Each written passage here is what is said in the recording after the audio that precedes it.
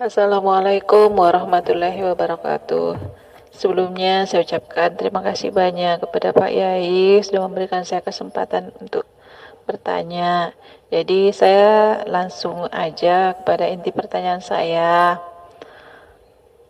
Eh, Apabila kita sudah mewujudkan Allah pada diri kita, benarkah kita tidak ada lagi kewajiban untuk melaksanakan syariat tubuh seperti sholat dan lain-lain?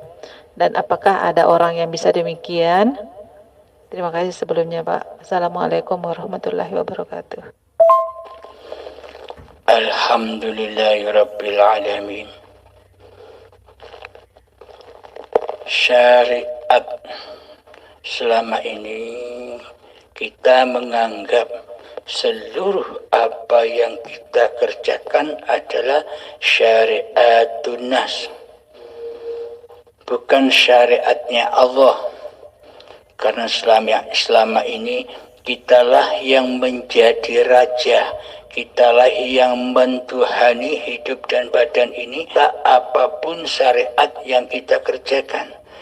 Karena itulah selama manusia belum mengenal Allah sebagai Tuhan yang mentuhani diri manusianya, maka selamanya manusia tidak akan rela dan ridho bila syariat-syariat yang dikerjakan itu adalah sesungguhnya syariatnya Allah, syariatnya hidup.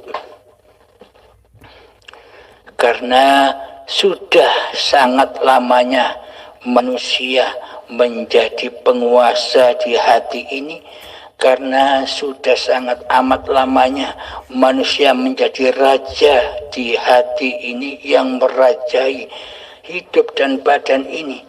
Karena sudah sangat amat lamanya diri manusia mengaku-ngaku bahwa hidup ini hidupnya manusia, maka manusia akan sangatlah berat, sangat amatlah sulit untuk mengembalikan lagi kekhalifaannya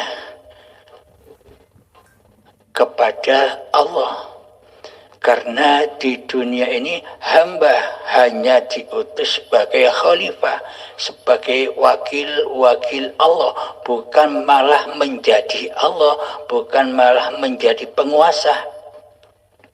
Selama ini tampilan kita, posisi kita selama ini di hati kita kan seolah-olah kita yang jadi Tuhan, seolah-olah kita yang jadi Allah, tapi kita tidak terasa, tapi kita tidak menyadarinya. Mari kita buktikan secara nyata. Contoh, selama ini kita menggaibkan Allah di hati kita. Selama ini kita mentiadakan Allah di hati kita. Apakah itu yang dikatakan bertuhan? Sedangkan yang wujud, yang nyata, yang berkuasa atas hati kita selama ini adalah hawa nafsu kita sendiri, nama kita sendiri sebagai nama hidup yang merajai badan ini.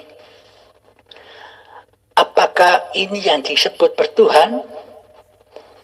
Bila yang wujud di hati kita selama ini wujud diri manusia kita, berarti yang wujud inilah yang selama ini kita dewa-dewakan, kita mulia-muliakan, kita Tuhan-Tuhankan di hati kita selama ini. Otomatis seluruh perbuatan, otomatis seluruh ibadah, otomatis seluruh sholat yang kita kerjakan larinya, pulangnya, kembalinya adalah kepada alam yang fana, kepada alam kehancuran, kepada diri manusianya yang merasa bisa, yang merasa berkuasa untuk melakukan seluruh syariat-syariat yang telah kita kerjakan selama ini. Tiada urusan babakan Allah, tiada urusan babakan ketuhanan. Karena Allah kita sangka selama ini gaib, karena Allah kita sangka selama ini tiada, maka yang mengurus seluruh ibadah itu kan bukan Allah. Karena selama ini kita tak menyembah Allah, tak pernah menyembah Allah. Jangankan menyembah, mengingat Allah saja selama ini kita tidak pernah sedetik pun. Maka dari itu, bagaimana sih bila Allah nyata di dalam diri kita, menyatakan Allah di dalam seluruh pergerakan syariat yang kita kerjakan, untuk menyatakan bahwa Allah ini sebagai Tuhan yang mentuhani diri manusia kita, maka selayaknya lah Allah kita wujudkan keberadaannya di hati kita. Bukan seperti selama ini kita mentiadakan Allah, kita menggoibkan Allah sebagai Tuhan. Mana mungkin Allah menjadi Tuhan di hati, sedangkan Allah goib dan tiada di hati. Logika kan? Masuk akal bukan? Nah, sementara selama ini kitalah yang menjadi Tuhan, kitalah yang menjadi penguasa, kitalah yang menjadi raja, tapi kita tidak menyadarinya selama ini. Lalu bagaimana caranya kita menyatakan, menetapkan bahwa Allah itu wujud, bahwa Allah itu hidup?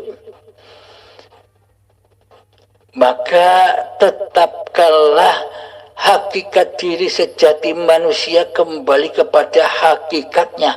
Apa sih hakikat diri sejati manusia itu? Bersifat adam, bersifat mati, bersifat jahlun, bodoh. Jadi seluruh sifat-sifat manusia itu adalah kebalikan sifat-sifat Tuhannya, sifat-sifatnya Allah. Pada intinya, bila kita sudah menetapkan, sudah menyatakan bahwa diri manusia kita ini adalah adam, tiada, gaib, mati, maka tetapkanlah kenyataan posisi diri manusia kita yang selama ini menjadi raja, tenggelamkanlah di dalam lautan tauhid. Maka dari itu, kenalilah Allah dulu. Siapa Allah itu? Allah itu adalah Allahu la ilaha illa huwal hayyul qayyum. Allah tiada ilah, tiada Tuhan yang berhak disembah kecuali dialah yang hidup kekal, lagi terus menerus menghidupi seluruh apapun yang diciptakannya. Jadi nyatakanlah bahwa hidup yang selama ini kita akui sebagai hidup kita itu loh Allah. Maka lepaskanlah pengakuan diri kita tentang hidupnya Allah ini. Lepaskanlah bahwa hidup ini tak ikut punya.